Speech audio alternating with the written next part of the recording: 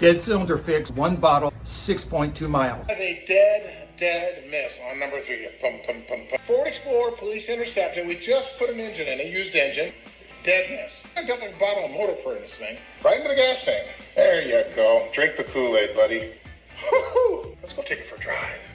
So this thing was shaking so bad like a nervous cat. All we did was the bottle of Motor Purr. 6.2 miles into the test drive. The check engine light stopped flashing, and it is running like a scalded dog. Carbon deposits, dirty injectors, whatever. Put a bottle of Motor Purr in it. These direct gas injection engines get carbon buildup on the valves.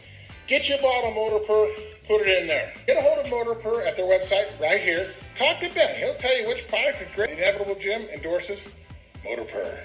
MotorPurr.com, a longer running engine on your own terms.